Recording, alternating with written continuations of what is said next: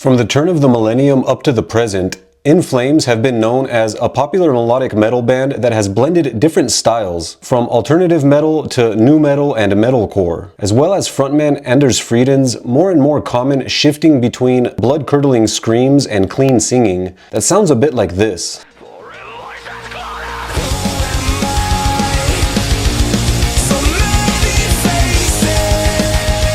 However, along with fellow Swedish bands At the Gates and Dark Tranquillity, In Flames are also credited with pioneering the subgenre of extreme metal known as melodic death metal. And critics have described them as leaders of the so-called Gothenburg sound, which sounded a bit like this.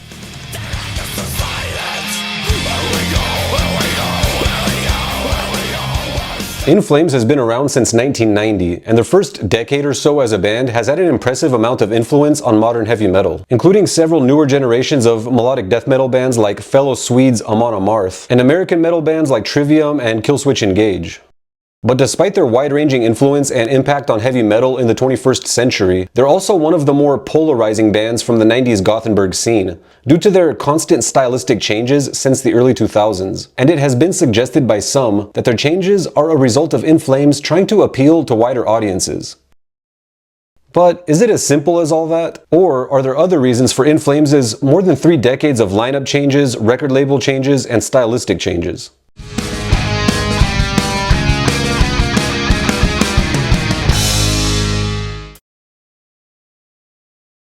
Hi there, welcome to Heavy Academia, a forum for discussions about heavy music, bands, and genres. And today I want to discuss the many changes In Flames has gone through over the past 2.5 decades, and hopefully use their story to shed light on a much broader topic, which is, why do so many heavy bands change their style, including by going softer?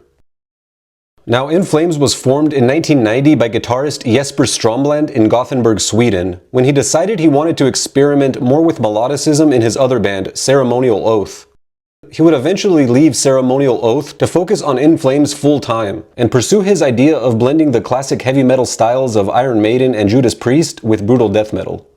According to him, regarding the transition from Ceremonial Oath to In Flames, we played like regular brutal death, but I had a lot of ideas. I wanted to add like melody into it, and at that time I hadn't heard any band that did that. It was really just a project, just a fun thing, and then it rolled on, and they quit it, and we had like at least 15 or 20 members since the beginning. It's a long story, so I'm the only one left from the original lineup. Despite a revolving cast of session musicians, including vocalist Michael Stane, who would later join Dark Tranquillity, In Flames went from Jesper Strömland's side project to a legitimate musical venture with the releases of Lunar Strain and Subterranean EP in 1994 and 1995 respectively. Even though these albums were pretty raw and had different singers, they showcased the creativity that Jesper wanted to pursue in his career. And the albums included many elements that the band would later become known for, including dual guitar harmonies and melodic tremolo picking, but also various folk elements with acoustic guitars and even violins.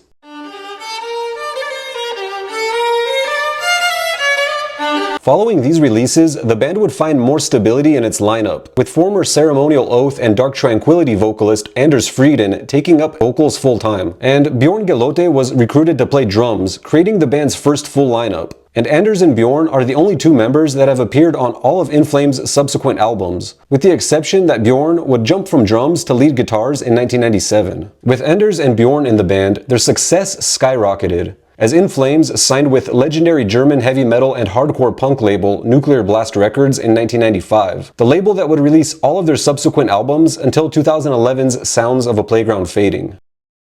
The band's following 4 albums, Jester Race, Horacle, Colony, and Clayman, for the most part, featured a significant deal of continuity in the band's sound, with especially the first 3 of those albums ensuring In Flames' status as pioneers of melodic death metal. And with amazing cover artwork by Andreas Marschall on all 3 albums, we see a continuation of the science fiction, mythological, and post-apocalyptic imagery associated with the band's earlier music. In fact, the band were well aware of the continuity of these albums at the time. Upon the release of Colony in 1999, Anders stated that the last album, which was Horacle, was almost 2 years ago, but I don't actually see that big of a change. We are following the path we have made, not too big of a step.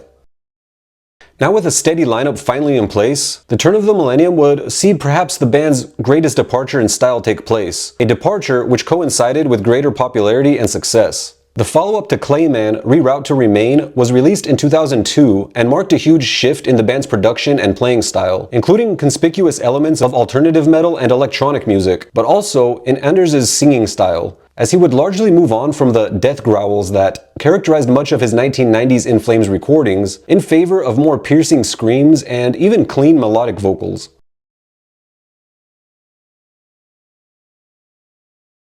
Reroute to Remain was recorded while the band were still riding on the success of Clayman, having toured in the US as co-headliners with Shadows Fall in 2000 and the UK with Slipknot in 2001. But it was also the first album not to be recorded in Gothenburg at Studio Feldman with the band's longtime producer Fredrik Nordstrom. For the production of Reroute to Remain, In Flames instead teamed up with producer Daniel Bergstrand, who had previously worked with bands like Meshuggah and Strapping Young Lad. But Reroute to Remain, at the time, would be one of his most successful projects.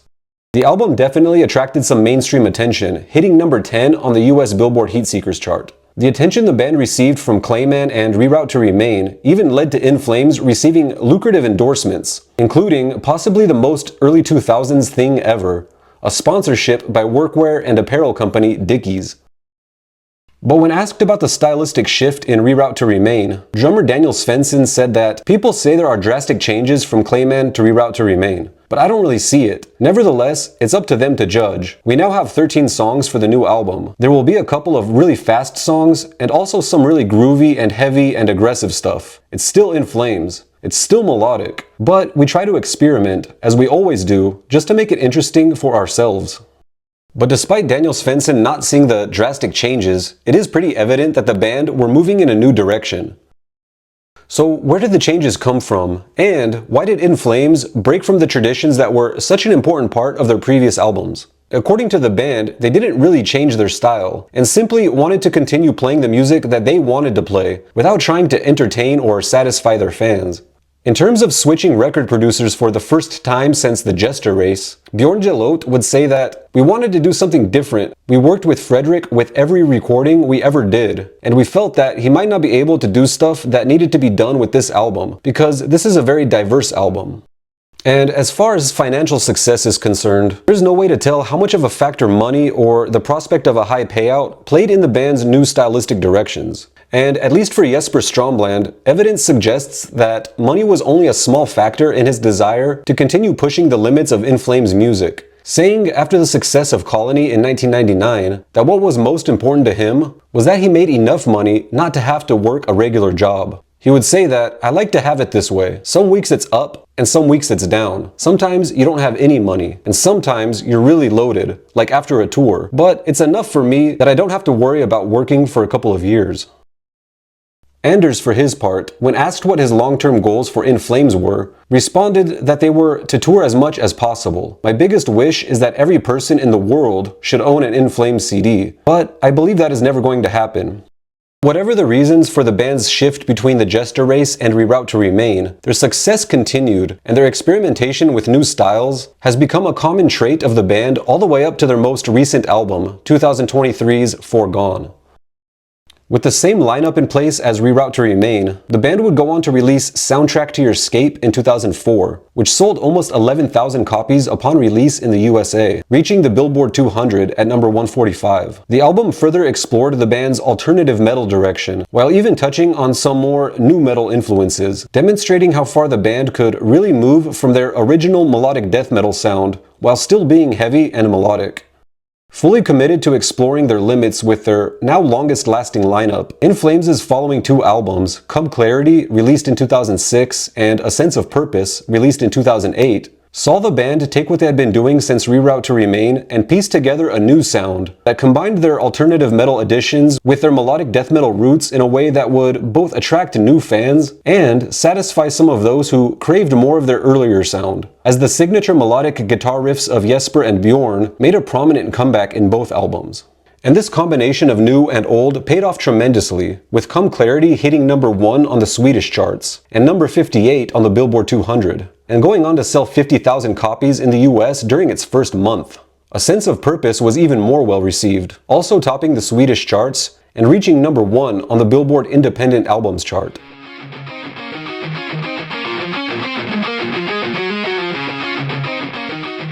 Jesper would later say that he thought A Sense of Purpose is their most underrated album, and that he didn't understand the criticism from some of their more hardcore fans. Because, he said, I think that it had all the elements that In Flames is about, but it got so much shit from the fans. They hate it, and I can't get that, actually. Either way, in my opinion, there's an especially clear resemblance between the lyrical themes and overall vibe of A Sense of Purpose and Colony, released almost 10 years earlier, with the somberness of reality and existential crises being major themes, which brings up another important point. In both albums, lyrics were much more personal, lighthearted, and, might I dare say, emotional. When asked about the lyrical and vocal direction of Come Clarity, Anders said that the birth of his daughter had a huge impact on his songwriting, and he would reveal that her birth has kind of changed my perspective on life. It's not like I'm writing directly about her or anything. It just made me think about life and where we are, and if maybe somewhere there's something taking care of us from a higher perspective. I'm not talking about God or a God, just that there are elements that are in motion, energies moving around. And I ask myself, what will happen to my daughter in life with all this going on? By the release of A Sense of Purpose, Anders Frieden, Bjorn Gelot, Peter Evers, and Daniel Svensson all had families and children, something which would come to heavily impact the band and its lineup in later years. But despite their new responsibilities at home, the band continued to tour vigorously and played in front of ever-growing crowds, though the birth of Peter Evers' child forced him to cancel his participation in a UK tour in 2009. And just as it seemed that In Flames was going to be able to cement the synergy between their newer paths and their core identity, the next major change in the band occurred, and is likely the most important change in their entire history as a band. In 2009, during the same tour that Peter Evers temporarily left to attend to his home life, the band announced that Jesper would also be unavailable, and they cancelled the tour, apparently so that he could get treatment for alcohol abuse problems. Less than a year later, in 2010, Jesper Stromland, the sole founding member of the band, departed In Flames. Without the band's last founding member and co-writer of the guitar lines, In Flames would embark on a new journey that moved even farther away from their previous releases.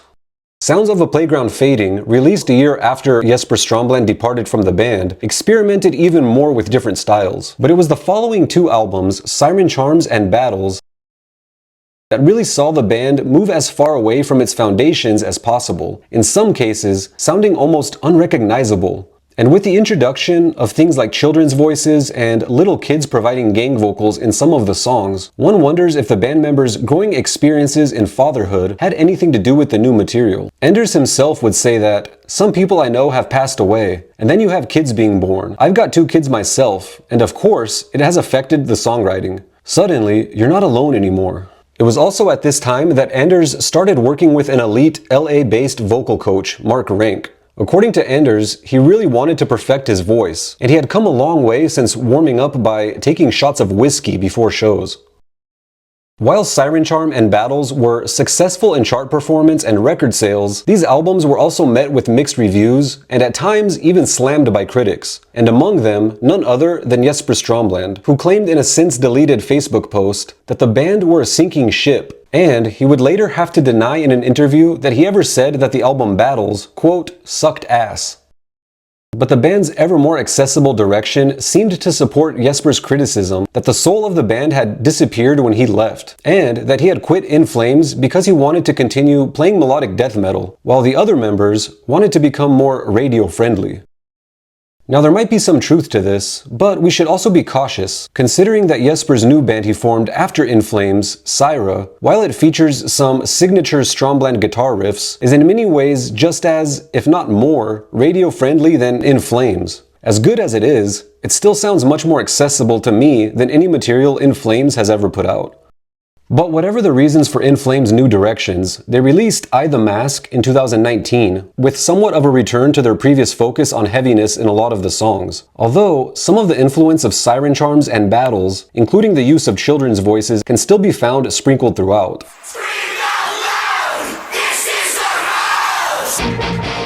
In conclusion, change has been a constant part of In Flames from the beginning, and it doesn't seem to be stopping anytime soon. Back in the late 90s, after the release of Colony, Anders was asked about the band's role in pioneering melodic death metal, to which he responded, "It's nice to be recognized. It's an advantage, but it's also a disadvantage because people get sick of the whole concept, and if you're recognized as a one-dimensional band, then it's not good." Amidst all of their changes and drive to stay relevant, the band have tried to get back to their roots as they returned from COVID-19 with 2023's Foregone. Released once again on Nuclear Blast, In Flames recruited Jagdpanzer and Megadeth guitarist Chris Broderick, and the product was heavily hyped as a return to form. The album received general critical acclaim, and when asked about the album, Enders said that, "We were missing that guitar attack. The driving force of In Flames is the mix between melody and aggression, and we've been lacking that for a little bit." Back in 1999, when asked if he would like to get more involved in the production of In Flames' music, Enders said that, "I'd like to, but I don't have that much time. I have to think about the future as well. I mean, I don't think I'll be screaming my ass off when I'm 50, but you never know." Well, Enders Frieden is now in his 50s, and he's still screaming, and In Flames has been recording music for more than 30 years, ever accompanied by new changes and pushing the limits and boundaries of what they've been known for. So, in your opinion, what are some of the most important reasons for In Flames' change in sound throughout the years? And what are the inspirations in general for heavy bands to change their styles, especially when it comes to going softer or more accessible? Is it all about making money, or is it something else? Let me know your thoughts in the comments, and I'll see you next time on Heavy Academia.